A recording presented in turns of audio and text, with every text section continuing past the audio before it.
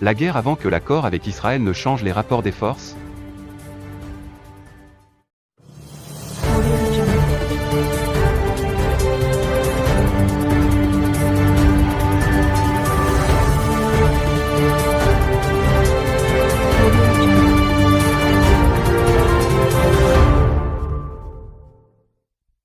L'accord militaire entre le Maroc et Israël semble avoir irrité davantage les généraux à Alger. Les bruits de bottes résonnent désormais jusque dans les colonnes de la presse française. L'Algérie prétextera-t-elle de la signature, le 24 novembre à Rabat, d'un protocole d'accord de coopération militaire entre le Maroc et Israël, par déclarer la guerre à son voisin? S'il faut la faire, c'est aujourd'hui, car nous sommes militairement supérieurs à tous les niveaux, et ce ne sera peut-être plus le cas dans quelques années, a indiqué une source algérienne sous couvert d'anonymat, qui reconnaît être un faucon, dans une déclaration au journal français L'Opinion. Cette précipitation à prendre les armes est justifiée par la préoccupation des Algériens quant au soutien d'Israël au Maroc. Cela va changer la donne, dans un délai que l'on estime à 3 ans, explique la même source.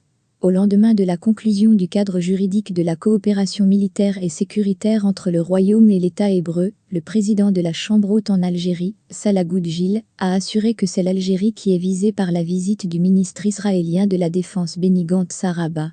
Des bruits de botte côté algérien. Les ennemis se mobilisent de plus en plus pour porter atteinte à l'Algérie, a-t-il déclaré.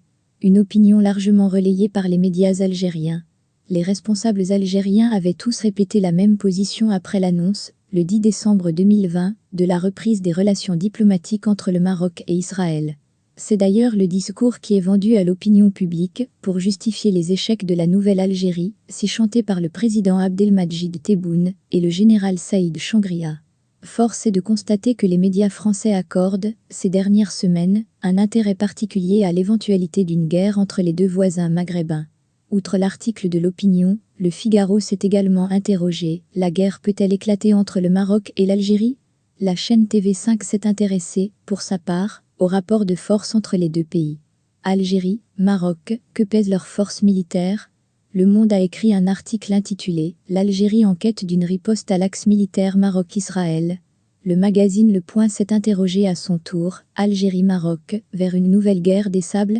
Au lendemain de l'affaire des camions algériens retrouvés calcinés près de Bir Lalou, une source marocaine a déclaré à l'AFP que si l'Algérie veut la guerre, le Maroc n'en veut pas. Le Maroc ne sera jamais entraîné dans une spirale de violence et de déstabilisation régionale. Et d'ajouter sur le même ton que si l'Algérie souhaite entraîner la région dans la guerre, à coups de provocation et de menaces, le Maroc ne suivra